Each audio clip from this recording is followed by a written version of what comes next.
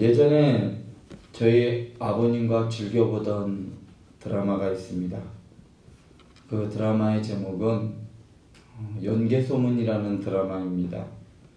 극중 연개소문은 동부대인, 그러니까 연태조의 아들로 태어나 15세의 어린 나이에 대대로라는 1등급 관직에 오르게 됩니다. 그는 당나라의 침입을 대비하여 당과의 국경선에 천리장성을 쌓으면서 그 과정 중에 모은 막강한 지지 세력을 바탕으로 하여 영유왕을 쫓아내고 쿠데타에 성공하게 됩니다. 그리고 스스로를 대망리지에 올라서 국가 비상사태가 발생했을 경우에 모든 권한을 행사하는 천상천하 유아 독존의 권력을 휘두르게 됩니다. 왕은 아니지만 왕처럼 모든 사람 위에 군림하면서 왕과 같은 생활을 누렸습니다. 그러나 그의 죽음은 후계자를 세우지 못한 연고로 인하여 왕자들의 난으로 이어지게 되고, 그로 인하여 한 나라가 고구려가 분열하게 되고 붕괴하게 되는 고구려가 역사 속으로 사라지게 되는 그러한 단초를 제공하는 인물이 되게 됩니다. 저는 계속해서 기드온의 이야기를 살펴볼 때마다 생각나는 인물이 바로 이 연개소문이라는 인물입니다. 그나마 연개소문은 1등급 귀족이었지만 기드온도 그와 비슷한 한 지역의 유지로서 그럼에도 불구하고 기드온이 그가 권력을 얻었을 때 변하는 모습은 연개소문과 아주 흡사하기 때문입니다.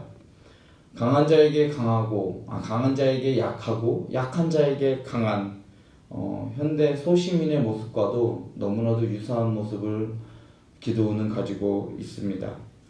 오늘 말씀 전까지 기드온은 세바와 살문나의 뒤를 쫓으면서 그가 들렀던 습곡과 분우엘에서 그의 병사들에게 떡을 먹이기 위하여 그들에게 떡을 요구하자 그곳의 지도자들은 아직 세바와 살문나의 신병을 확보하지 못한 기드온에게 그들에게 우리는 아직 후환을 두려워했기 때문에 당신들에게 떡을 제공할 수 없습니다 하며 거부하였습니다.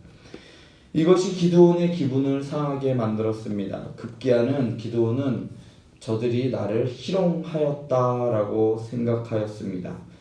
그리하여 세바와 살문나를 잡아 돌아오는 길에 숫곳 사람들을 찔레로 징벌하였고 분우엘 망대를 헐 뿐만 아니라 그곳 사람들을 죽이기까지 하였습니다.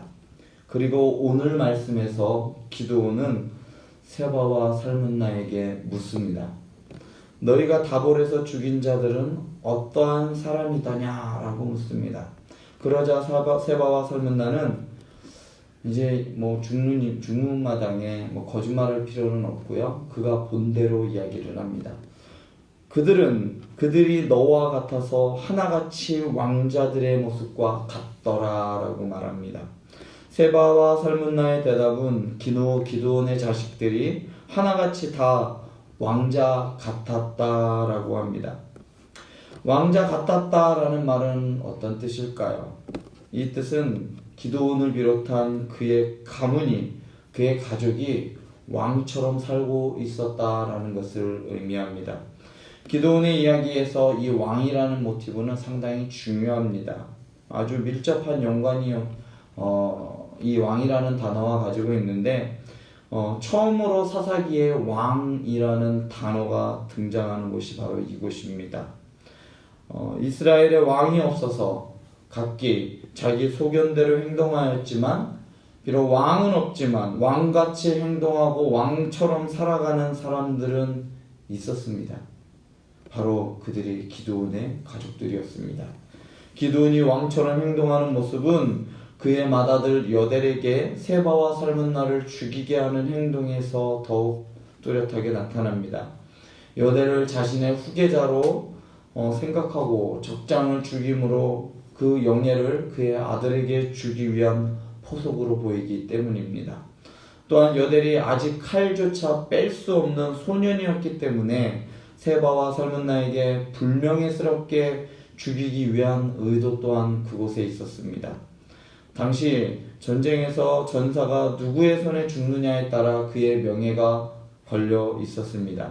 누구나 다 뛰어난 장수에게 죽기를 원했지 여자나 혹은 아이, 힘없는 자에게 죽는 것은 불명예라고 하였습니다.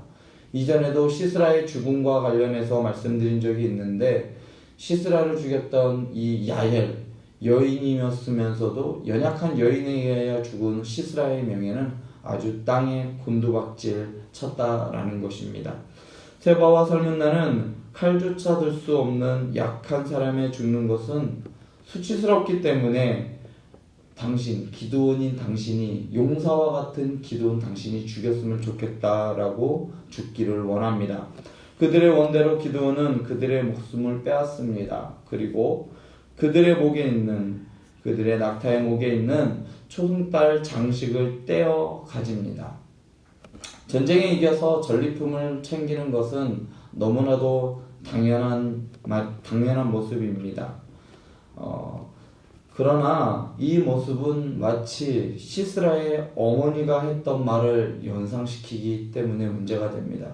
사사기 5장 30절에서 보면 시스라의 어머니가 이렇게 이야기합니다. 그들이 어찌 노량물을 얻지 못하였으랴 그것을 나누지 못하였으랴 사람마다 한두 처녀를 얻었으리로다. 시스라는 채색옷을 노력하였으니 그것은 수놓는 채석옷이로다. 곧 양쪽에 수놓은 채석옷이리니 노력한 자의 목에 꾸미리로다 하였으리라.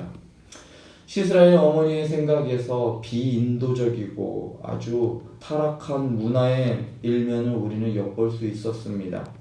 전리품을 획득하는 것은 너무나도 당연한 행동처럼 보입니다. 전쟁에서 이겼다면 마땅히 전리품을 획득해야겠죠. 그런데 오늘 말씀에서 기드온이 획득한 전리품은 단 한 가지였습니다. 여러 가지 했겠지만 사사기 기자는 유독 하나만 언급하고 있습니다. 그것은 바로 초승달 장식입니다. 왜 유독 초승달 장식만을 기록하고 있을까요?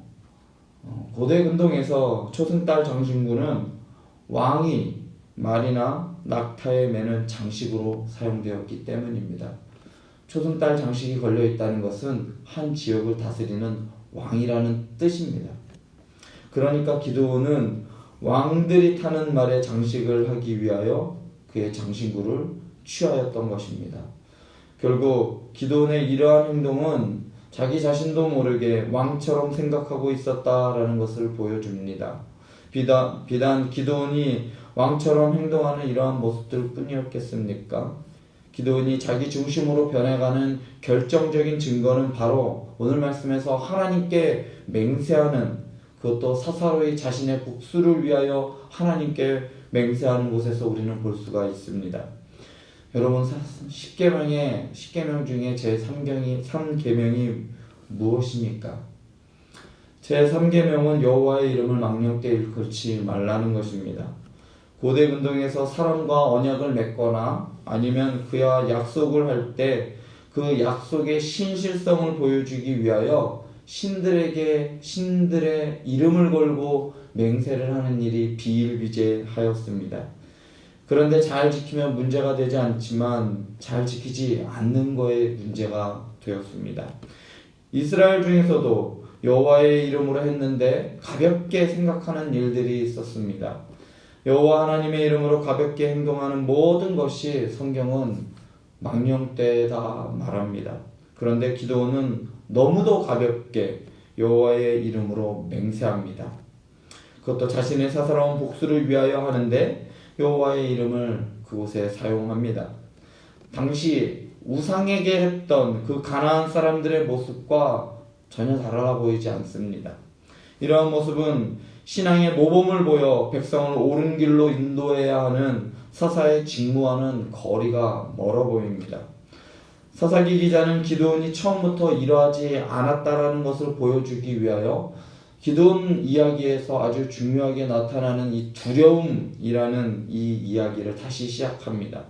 20절에 보면 기드온은 그의 맏아들에게 세바와 삶은 나를 죽이라 하자 그 소년이 그의 칼을 빼내지 못하였다라고 기술하면서 그 이유를 두 가지로 말합니다. 하나는 그가 어려서이고 또 하나는 그가 두려워함이었다라고 말합니다.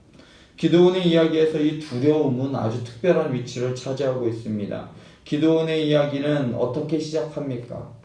미디안의 수탈에 두려워 포도주 틀에 숨어 밀을 타작하고 있는 그러한 모습으로 기드온의 이야기는 시작합니다.